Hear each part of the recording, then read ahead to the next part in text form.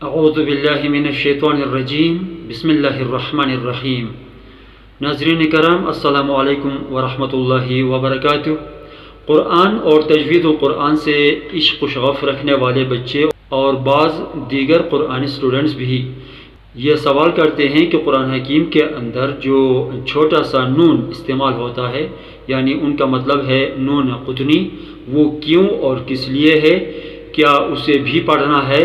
اگر پڑھنا ہے تو طریقہ کیا ہے؟ تو تمام میرے عزیز اور قابل احترام قرآنی اسٹوڈنٹس، ویسے تو اسی نون قطنی سے متعلق ایک تفصیلی ویڈیو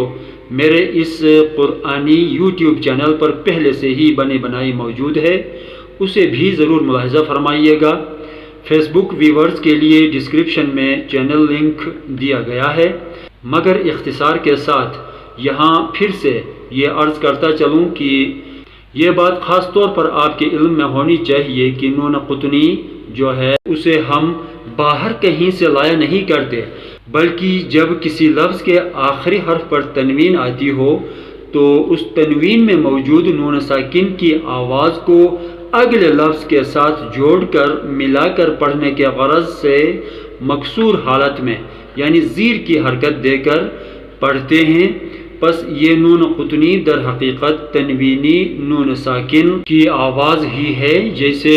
لفظ شیئن میں موجود تنوین کے باعث ادا ہونے والے نون کی ساکن آواز کو زیر کی حرکت دے کر اگلے لفظ اتخذہا سے جوڑا اور ملایا جائے گا۔ مثلا شیئن اتخذہا پڑھنے کی بجائے شیئن اتخذہا شیئن اتخذہا پڑھیں گے۔ پس یہ مثال ایسی ہے جیسے اگر ہم بار بار تکرار کے ساتھ اس لفظ کو پڑھتے جائیں، جیسے شیئن اتخذہا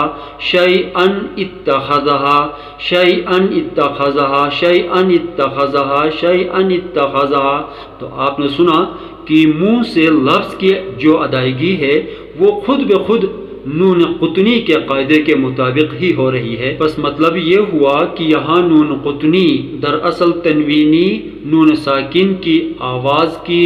حرفی شکل ہے، یہ زبر کی تنوین تھی۔ اب ایک اور مثال زیر کی تنوین کے ساتھ دیکھیے، سورۃ الہمزہ کے اندر ہے ہمزۃ اللمزۃ الذی ہمزۃ اللمزۃ الذی،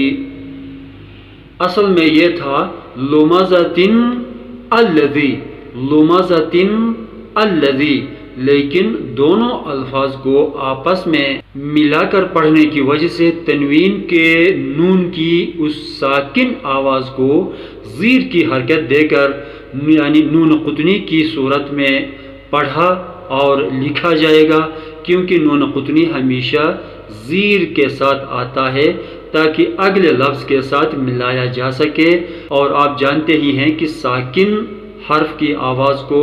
تو اگلے لفظ کے ساتھ ملایا تو نہیں جا سکتا۔ اب ایک اور مثال دو پیش کی تنوین کے ساتھ، نوحن بنہ نوحن بنہ نوحن بنہ، اصل میں یہ تھا نوحن ابنہ نوحن ابنہ۔ اب اگر آپ تکرار کے ساتھ پڑھیں تو نون قطنی کا قاعدہ جو ہے آپ کے لب و لہجے سے خود بخود واضح ہو جائے گا، جیسے نوحن ابنہ نوحن ابنہ نوحن ابنہ نوحن ابنہ،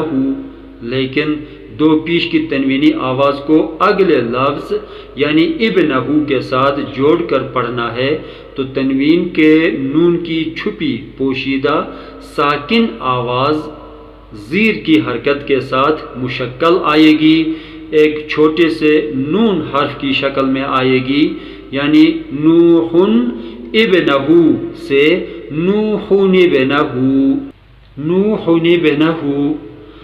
آخر میں بس ایک اور مثال سورۃ الاخلاص، جسے سورۃ التوحید بھی کہا جاتا ہے، کہ آیت نمبر 1 اور آیت نمبر 2 کو اگر ملا کر وصلاً پڑھنا چاہیں تو احدن کی تنوینی نون ساکن کی آواز کو نون قطنی میں بدل کر اگلے لفظ اللہ سے ملانا ہوگا، مگر یاد رہے کہ ایسے میں لام جلالہ کو ہلکا لینا پڑے گا، یعنی پر نہیں پڑھا جائے گا،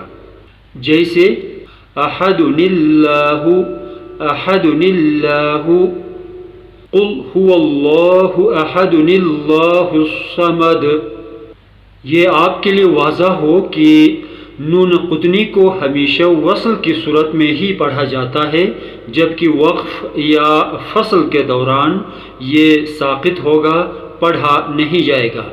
اور تنوین جو بھی ہو اسے اپنی حالت وقف کے مطابق پڑھا جائے گا۔ امید ہے کہ آپ نون قطنی کی ماہیت کو سمجھ گئے ہوں گے۔ خداوند رحیم و کریم ہم سب کی علمی اعانت فرمائے، آمین یا رب العالمین۔ والسلام علیکم ورحمۃ اللہ وبرکاتہ۔